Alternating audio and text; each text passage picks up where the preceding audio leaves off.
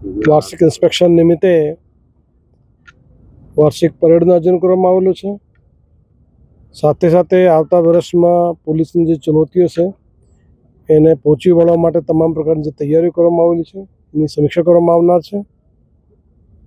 Specially આજે જે inspection નિમિત્તે એન્ટી ટેરરિસ્ટ સ્ક્વોડ દ્વારા કેવી રીતે કોઈપણ ચુનૌતીને સામનો કરી શકાય એનું એક રિહર્સલ રાખવામાં આવેલું છે। એ રીતે રાઇટ્સ હોય, તમામ પ્રકારના પોલીસની તૈયારીઓ હોય, બીટ મોબ ડ્રીલ હોય, એ તમામ પ્રકારની જે પોલીસની કાયદો વ્યવસ્થા લાગતમાં જેટલી ચુનૌતીઓ છે તમામના જે રિહર્સલ કરવામાં આવનાર છે અને સમીક્ષા કરવામાં આવનાર છે। રાજકોટ ગ્રામ્ય પોલીસ તમામ ચુનૌતીઓને સામનો કરવા માટે કટિબદ્ધ છે અને એની તૈયારીઓ પણ સંપૂર્ણ રીતે કોઈપણ પરિસ્થિતિ અનુરૂપ છે।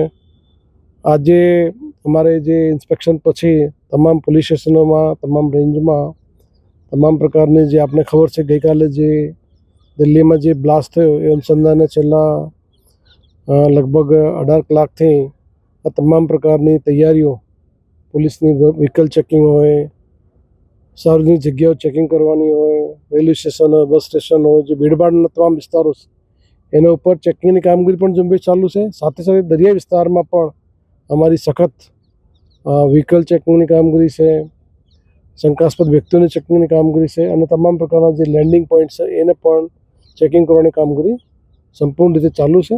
પબ્લિકને પણ આપને મારફતે અપીલ કરું છું કે કોઈપણ પ્રકારની શંકા, કુશંકા, અફવા ન ફેલાવો।